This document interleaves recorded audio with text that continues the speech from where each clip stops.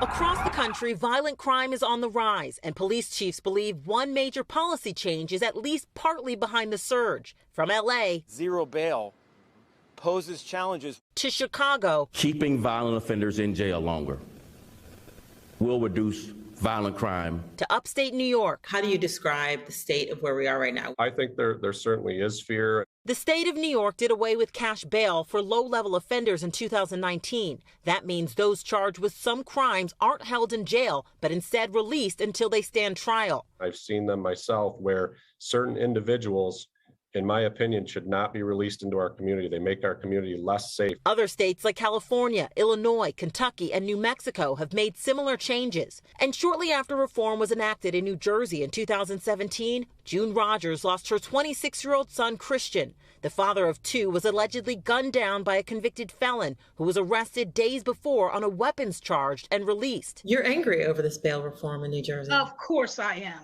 You can't. I'm hurt, angry, all of that.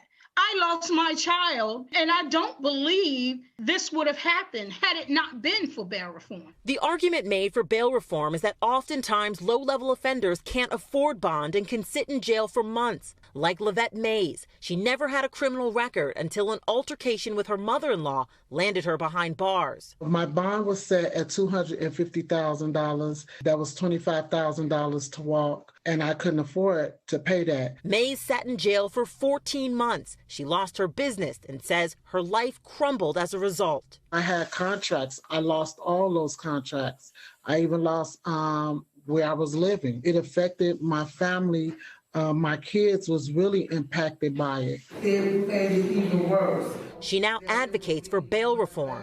What do you say to people who are against bail reform, who say that it's increasing crime? That claim really can't be substantiated. Kellen Funk studies bail reform at Columbia University. He says there aren't enough studies yet to get a clear answer, but also that crime is rising everywhere, including where there has been no bail reform. It would be very strange to conclude that modest reform efforts in one or two jurisdictions is somehow responsible for a rise in crime.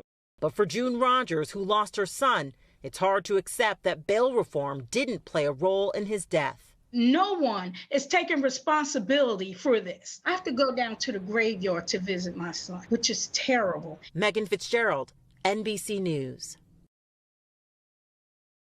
Thanks for watching our YouTube channel. Follow today's top stories and breaking news by downloading the NBC News app.